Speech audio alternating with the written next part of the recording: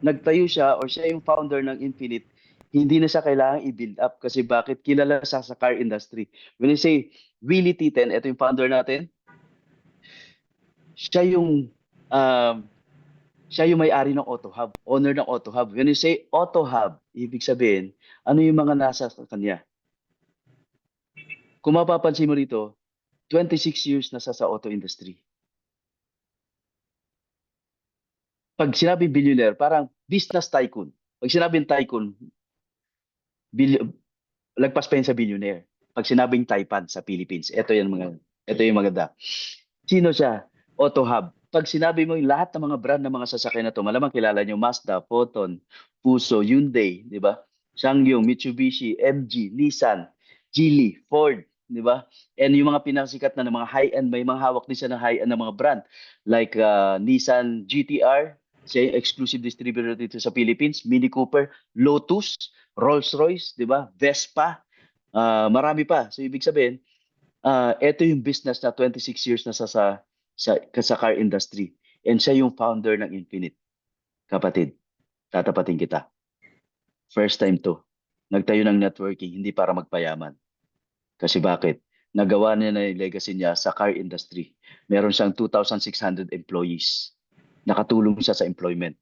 But this time, na-inspire siya sa networking kasi kaya niya magbigay ng opportunity na magtuturo ng business kasi alam niya na pag nagnegosyo ka, sky's the limit ang income.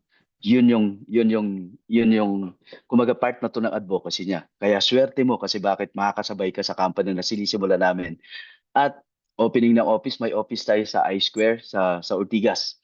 Diba? Tapos sa Cebu, good news sa Cebu kasi magkakaroon tayo sa mga taga Cebu, ang office natin sa Escarrio. Kung alam niyo yung Vivo Place, Escarrio, Vivong Vivo, then magiging office sa Cebu. So ito yan. Swerte mo sasabay ka. Oh, pasalamatan mo. Be grateful sa taong nag-invite sa'yo kasi bayan mo to.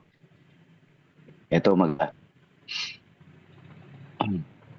alam niyo ba that the 12 most powerful sa car industry, number one, Willie Ten.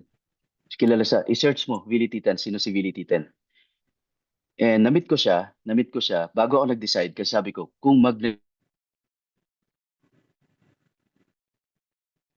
yung purpose, yung puso ng founder. And you know what? Habang matagal kong nakakasama, pati yung vibe niya, si Madam Owi, nakakatuwa kasi